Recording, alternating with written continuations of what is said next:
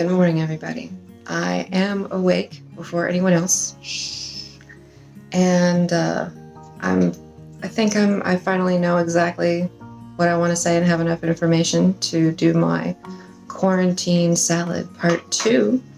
I've been collecting some footage and some thoughts over the course of a week or two, and I'm gonna finish it up this morning by starting at the end and telling you guys exactly how I like to eat my sprouts.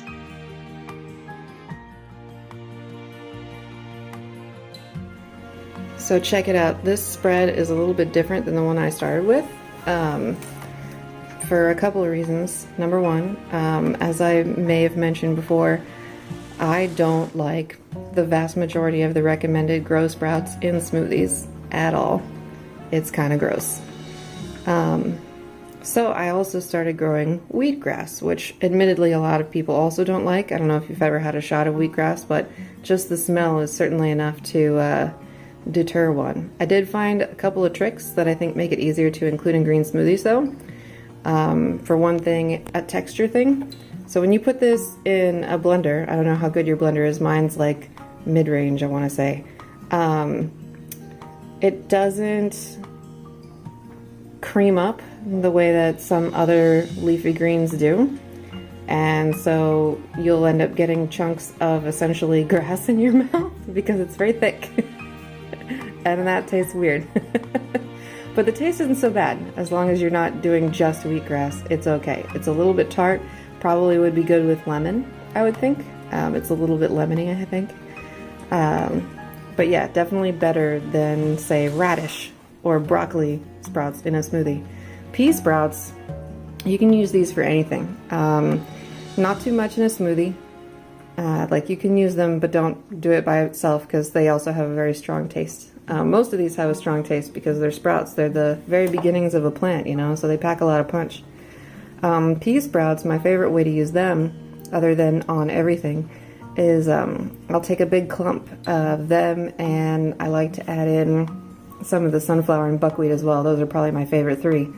And I saute them up with a little bit of olive oil at lunchtime, and I'll mix it with either brown rice or whole wheat spaghetti or whatever I'm feeling, and then maybe a sauce or a dressing that I like. I'm on a teriyaki kick right now. I might be meal prepping some chicken this week that I'll throw in there just to make it a little bit more filling and protein heavy, because, you know, goals. Hey, and this is the biggest problem that I have with growing sprouts, honestly, is this girl who really likes to eat the wheatgrass and sleep on them at night. Yeah, I see you. I see you.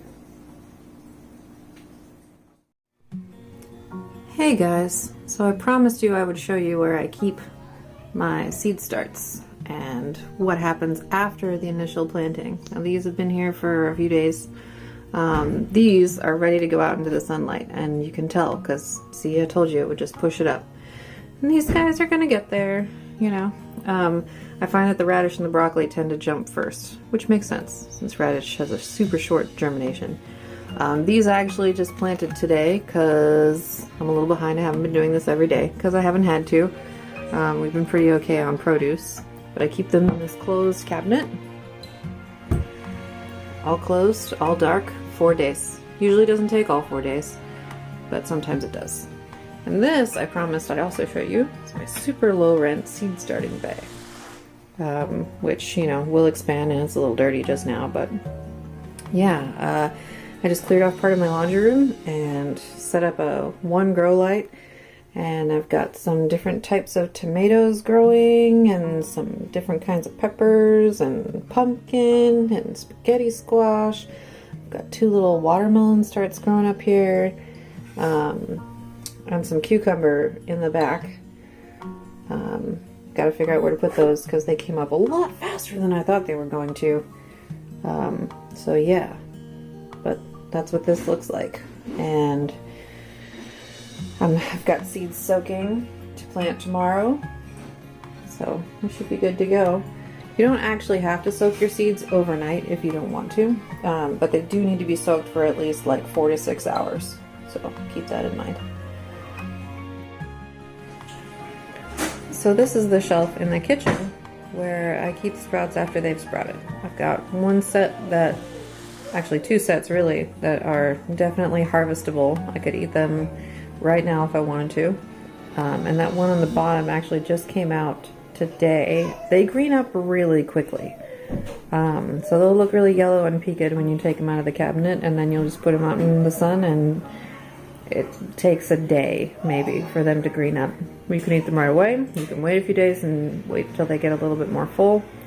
Just take some scissors though, harvest them, wash them up, and you know, try and keep them safe from your cats, because the cats really like to sit on them, cover them in cat hair, and they're harder to wash. Are you listening? Yeah, she hears me. So under this lid is my first culinary creation with the sprouts that's not salad. And it's just really simple. It's a hash that I made with leftover vegetables in the fridge, and I'm just gonna, there's some eggs cooking on top of it right now, and then I'm gonna sprinkle some sprouts over the top. I harvested just a few broccoli and buckwheat sprouts. It looks super tasty. Please ignore the mess that is my kitchen right now. You know, it'll get clean later. But I'm really excited. It's super colorful, and it's gonna be gorgeous. Let's see what it looks like. Oh yeah. So, a few more minutes. So I'm just about to eat my final product here, and it looks gorgeous, and I'm really excited to taste it. I bet it's delicious. So you can have one look. That's rude. You can have one look before I devour it. But look how colorful that is. Isn't that gorgeous? Can I have some of that? And that is a hash from some microgreens and just whatever I had in the refrigerator. Oh, are you gonna fill? And for people who have are you gonna fill my popcorn macro sandwich? goals. Mommy, what about my delectable lunch? What about your delectable lunch? Can you show them my lunch? Yeah. Do you want to show them your lunch? I'm almost done making it. Okay. Well, I'm gonna finish talking, and then I'll show them your lunch. Okay. You can bring it over. For those with nutrition goals, this doesn't have any potato in it, and it doesn't have. Yeah, I mean the highest thing on the glycemic index in here is butternut squash. So I'm telling you, this is a win lunch right here. Are you gonna bring over your sandwich? Not yet. I haven't put on the popcorn. She hasn't put on the popcorn? Yeah. Okay. Okay.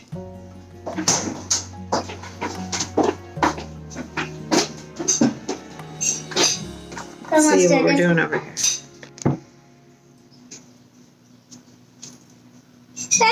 That looks good. I'm almost done making it. Don't show it yet.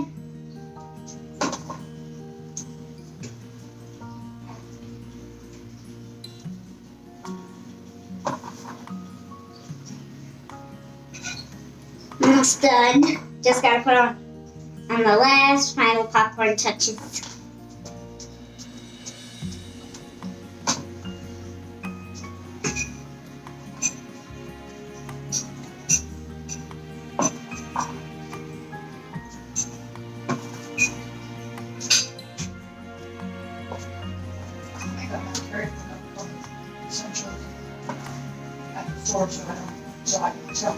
Do you want to try some of my hash while you're finishing your sandwich? Sure. No eggs, just a bunch of bacon. I want to try the bacon. Well, come here. There's a little bit of microgreen on there. How is it? What do you think?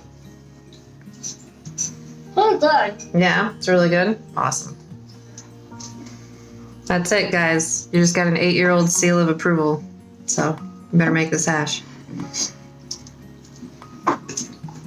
can make a popcorn sandwich instead.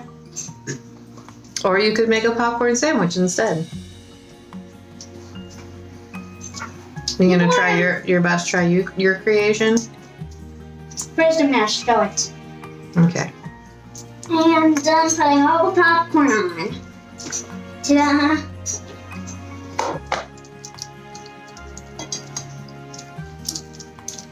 Are you gonna eat it?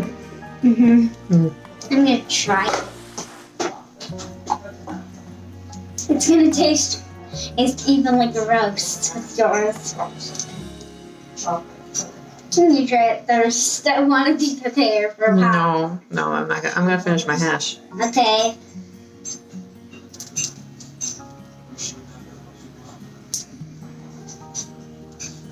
How is it?